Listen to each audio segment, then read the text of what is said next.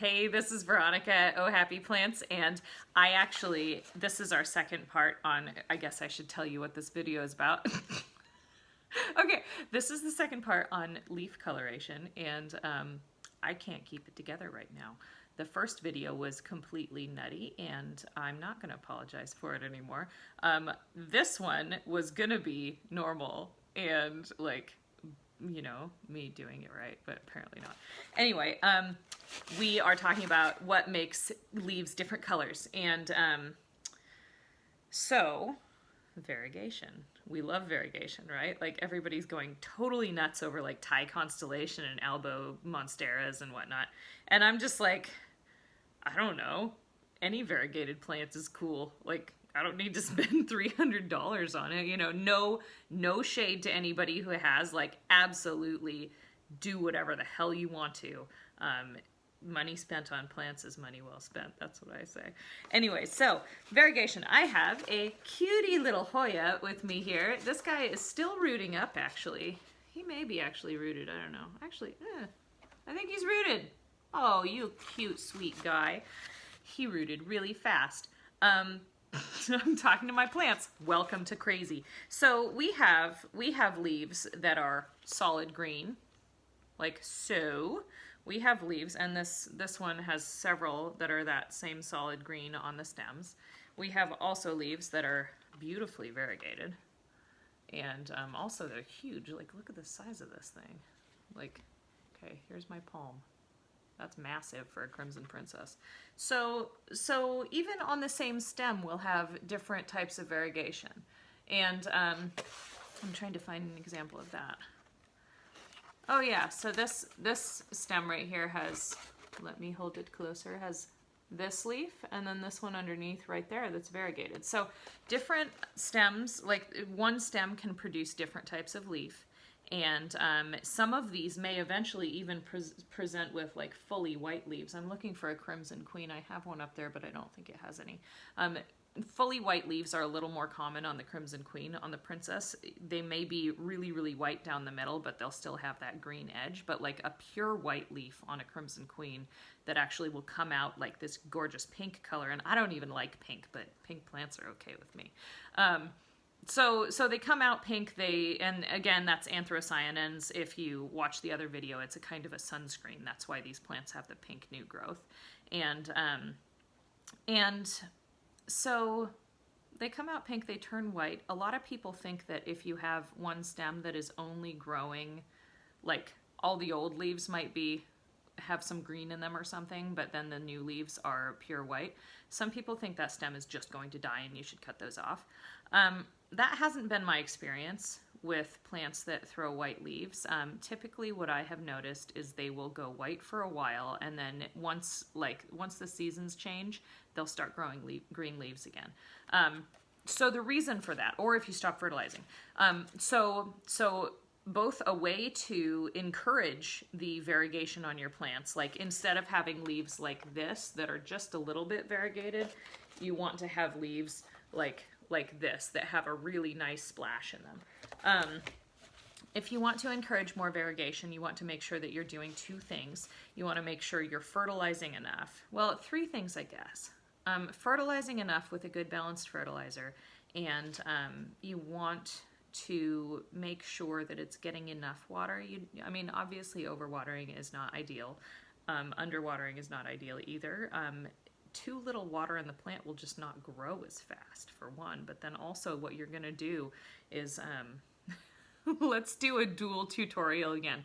I'm going to put this one in its own tutorial, but this is just a little insight into what happens underground when you underwater. Overwatering is a drowning sort of thing. Underwatering is like, you know, when your lips get really cracked because you ran out of water in the desert for a few hours or something. Like, don't do that. But if you were to do that, you would start to get dehydrated. And so you get a headache. You notice like symptoms, physical symptoms. Your skin gets dry, your lips get cracked. That's what's going on in your plant's roots. is all of the little tiny root hairs. So first, I guess, anatomy lesson on roots. So you know how we have like main arteries that come from our heart through our arm, and then it goes into different smaller veins, and those go out into tiny little capillaries that carry all of the blood to our little teeny bits of tissues. And so plant has roots. Those are like the main arteries of the plant.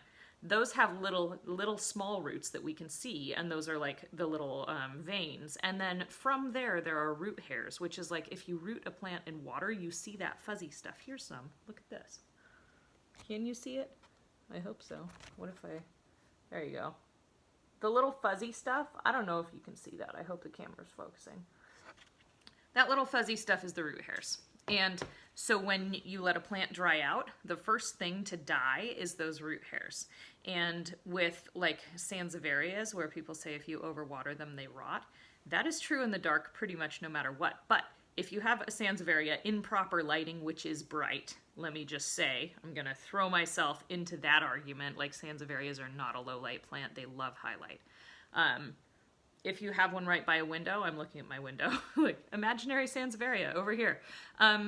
If you let it dry out, what's going to happen is the root hairs die off, and then when you do water it, the root hairs are actually what takes the water up. And so when you water it, it signals to the plant, hey, you need to grow more root hairs. There's water here now. So then it grows more root hairs, and then it takes it up. But if you water it a lot, after you've let it go dry, after you've let those root hairs die off, if you water a lot, it can't take the water up immediately. And so because those root hairs are dead, it's trying to regrow the root hairs, but while it does that, the water gets it too wet and it starts to rot.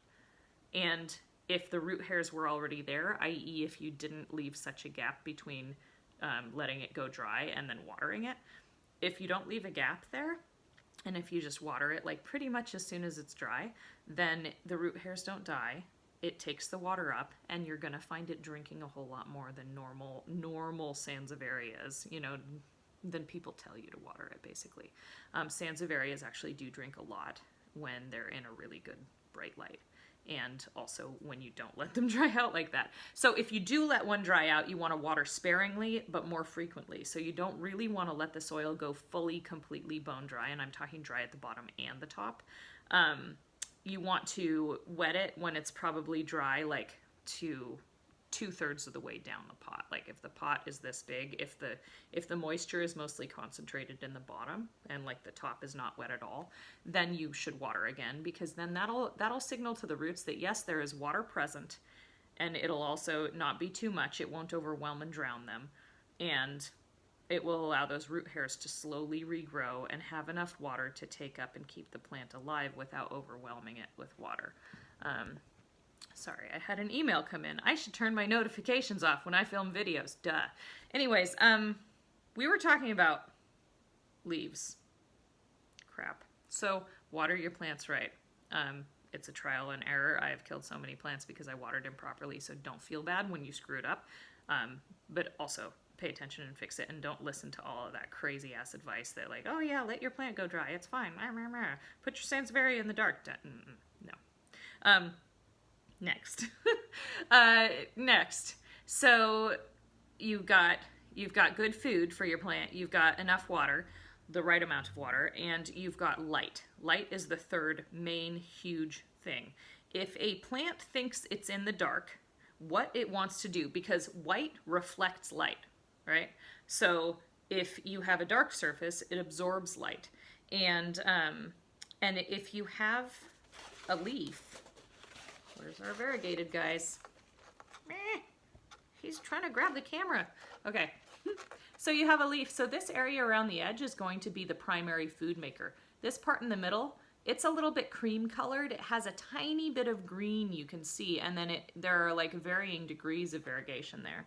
So those darkest parts they have the most layers of tissue with chloroplasts in it. That's what makes that variation.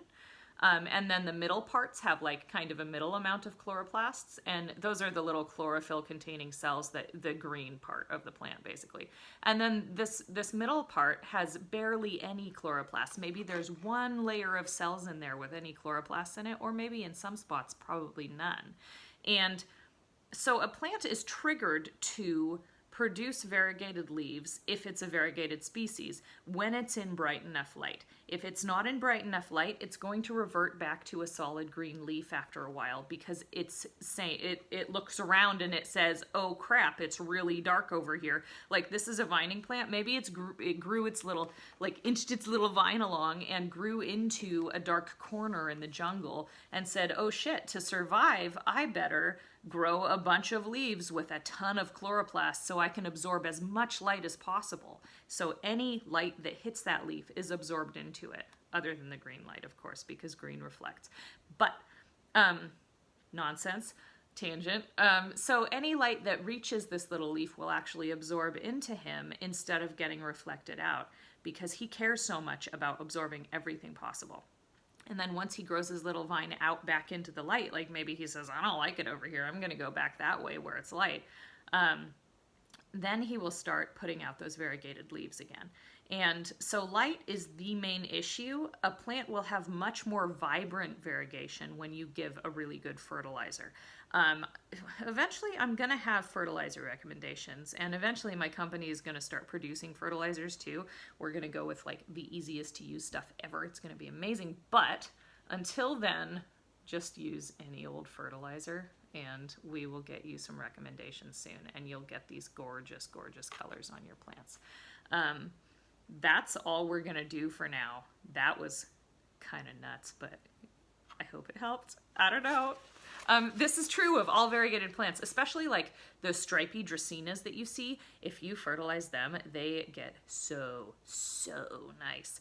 And yeah, anything else, like the colors are just going to be more vibrant when you fertilize. It's like, do you know how you feel if you never eat a salad? Like if you never eat vegetables versus when you do? And like, I don't know if anybody's done experiments on like when you're eating like whatever is healthy for your body, your skin looks nice. If you eat enough vitamins, like food with vitamins in it and stuff, it's the same sort of thing for a plant. Its little skin looks nice when it eats its vegetables. Maybe that's cannibalism. Anyway, bye.